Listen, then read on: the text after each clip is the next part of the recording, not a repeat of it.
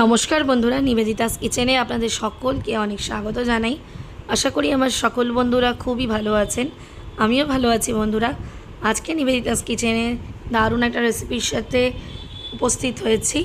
তো চলুন বন্ধুরা, আজকের রেসিপির দিকে এগোনো যাক। প্রথমে আজকের রেসিপি করতে কী লাগছে সেটা আমরা দেখে নেব। একটা পাত্রের মধ্যে আমি 1 কাপ পরিমাণে বাঁধাকপি কুচিয়ে নিয়েছি লম্বা লম্বা করে, আর নিয়ে নিয়েছি বিনস কুচি ট্যাচা ট্যাচা করে কেটে নিয়েছি, আর কেটে নিয়েছি লম্বা লম্বা করে গাজর কুচি। এবার একটা কড়াইয়ের মধ্যে একদম অল্প পরিমাণে সাদা তেল বা রিফাইন্ড অয়েল দিয়ে নেব। এবার রিফাইন্ড অয়েলটা গরম হয়ে গেলে তার মধ্যে কুচিয়ে রাখা বিনসটা আমি দিয়ে নিয়েছি। বিনসটা দিয়ে হালকা হাতে নাড়াচাড়া করে নেব। নাড়াচাড়া করে নিয়ে এরপর এর মধ্যে আমি দিয়ে নেব গাজর কুচি। গাজর কুচিটা দিয়েও আমি হালকা নাড়াচাড়া করে নিয়ে এর মধ্যে দিয়ে নেব 1 চামচ পরিমাণে নুন। নুনটা দিয়ে আবারও নাড়াচাড়া করে নিয়ে গাজর আর বিনসটা আমি ভাজা ভাজা করে নেব। এর মধ্যে আমি দিয়ে নিলাম গোলমরিচ গুঁড়ো। গোলমরিচ গুঁড়োটা দিয়ে এবার এর মধ্যে আমি একটা বড় সাইজের পেঁয়াজ লম্বা লম্বা করে কুচিয়ে নিয়েছি, সেই কুচানো পেঁয়াজটা আমি দিয়ে নিলাম। পেঁয়াজ কুচি দিয়ে আবারও নাড়িয়ে চাড়িয়ে নিয়ে গাজর বিনসের সাথে মিশিয়ে নিয়ে ভাজা ভাজা করতে হবে। গাজর আর বিনস আর পেঁয়াজটা কিছুটা পরিমাণে ভাজা ভাজা হয়ে গেলে এর মধ্যে এবার দিয়ে নেব কুচিয়ে রাখা বাঁধাকপিটা। এখনকার বাচ্চারা বেশিরভাগ সময় কিন্তু সবজি একদমই খেতে চায় না, সেই জন্য বাচ্চাদের সবজির সাথে কি করে খাওয়ানো যেতে পারে সেই জন্যই আজকের এই রেসিপিটা বানানো। আপনাদের রেসিপিটা অবশ্যই ভালো লাগবে, আর রেসিপিটা দেখলে পুরো রেসিপিটা দেখার অনুরোধ রইল বন্ধুরা।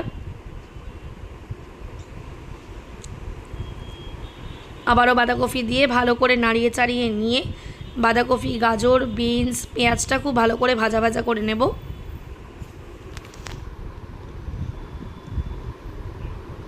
এদিকে এগুলো ভাজা ভাজা হতে থাক। এখন এর মধ্যে লম্বা লম্বা করে কেটে রাখা হাফ ক্যাপসিকাম দিয়ে নিলাম।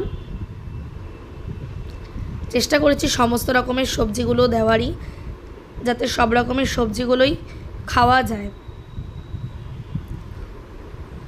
এখন এই সবজিগুলো খুব ভালো করে ভাজা হওয়া অবধি অপেক্ষা করতে হবে। হাফ ডান হয়ে গেছে, একদম সবজিগুলো হালকা নরম নরম হয়ে এসছে। খুব বেশি ভাজা করব না, একদম হালকা হালকা ক্রাঞ্চি ভাবটা থাকবে সেরকম ভাজা অবস্থায় আমি রাখবো। এই জন্য গ্যাসের আঁচটাও খুব বেশি বাড়াইনি, মিডিয়াম আঁচে রেখে হালকা আঁচে ভাজা ভাজা করে নিচ্ছি যাতে ক্রাঞ্চিনেসটা থাকে। এখন ভাজা হয়ে গেছে, ভাজা করে আমি অন্য পাত্রে তুলে নিলাম। আবারও কড়াইতে আমি অল্প করে সাদা তেল দিয়ে নিয়েছি, আর একটা ব্রেস্ট পিস আমি কেটে লম্বা লম্বা করে টুকরো টুকরো করে কেটে নিয়েছি। তার মধ্যে আমি কড়াইয়ে তেলের মধ্যে ব্রেস্ট পিসটা আমি দিয়ে নিলাম, দিয়ে হালকা হাতে নাড়াচাড়া করে নেব। এখন এর মধ্যে আমি একে একে সমস্ত মশলাগুলো দেব। এখানে আমি দিয়েছি 1 চামচ আদা রসুন বাটা। আদা রসুন বাটাটা দিয়ে খুব ভালো করে নাড়িয়ে চাড়িয়ে মিশিয়ে নিয়েছি। এখন এর মধ্যে স্বাদ অনুযায়ী আমি নুন দিয়ে নেব, আর এর মধ্যে আমি দিয়ে নিলাম হাফ চামচ পরিমাণে গোলমরিচ গুঁড়ো। খুব সিম্পল রান্নাটা করছি, বাচ্চাদের জন্য কিন্তু খুবই হেলদি। খুব ভালো করে নাড়িয়ে চাড়িয়ে মিশিয়ে নেব। চিকেনটা সিদ্ধ হয়ে যাবে আর জলটাও শুকিয়ে যাবে তার মধ্যে, তাহলে চিকেনের মধ্যে পুরো মশলার ফ্লেভারগুলো পুরো ইনট্যাক্ট থাকবে। ভালো করে নাড়াচাড়া করে কষিয়ে নিতে হবে যতক্ষণ না পর্যন্ত জলটা পুরো শুকিয়ে আসছে।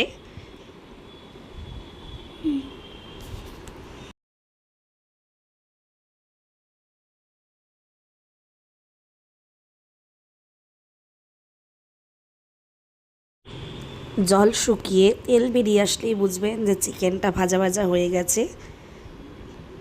আর চিকেনটা ভাজা ভাজা হয়ে আসলে এবার এর মধ্যে আমি 1 চামচ পরিমাণে সয়া সস দিয়ে নিলাম, আর এখানে 2 থেকে 3 টেবিল স্পুন পর্যন্ত দিয়ে দিলাম রেড টমেটো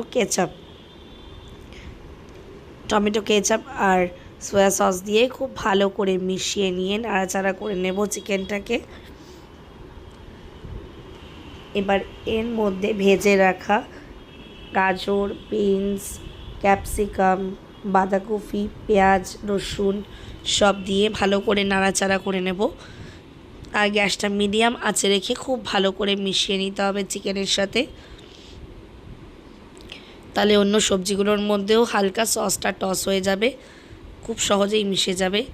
এবার এর মধ্যে 1 থেকে 1.5 চামচ পরিমাণে আমি চিনি দিয়ে নিয়েছি স্বাদের জন্য। আপনারা আপনাদের স্বাদ অনুযায়ী চিনিটা অ্যাড করবেন। খুব ভালো করে মিশিয়ে নিতে হবে যাতে চিনিটা মিশে গিয়ে একদম টোটালি নুন, মিষ্টি, ঝাল একদম মিশে যায়, সব স্বাদের ব্যালেন্স হয়ে যায়। আমার আজকের এই রেসিপিটা একদম চিকেনের রেডি হয়ে গেছে বন্ধুরা। খুবই সহজে চিকেনের সাথে সব সবজি দিয়ে এই রেসিপিটা আমি বানিয়ে নিলাম। একদম শেষে আমি কিছুটা পরিমাণে চিলি ফ্লেক্স দিয়ে নিয়েছিলাম। চিলি ফ্লেক্স দিয়ে আবারও নাড়াচাড়া করে নেব। নাড়াচাড়া করে নিয়েই একদম রেডি হয়ে গেছে। সব সবজিগুলো পুরোপুরি বয়েল করে একদম গলিয়ে ফেলিনি, একদম হালকা একটা ক্রাঞ্চিনেস আসবে। আবারও দেখা হবে আর একটি নতুন রেসিপির সাথে। বাই বাই বন্ধুরা।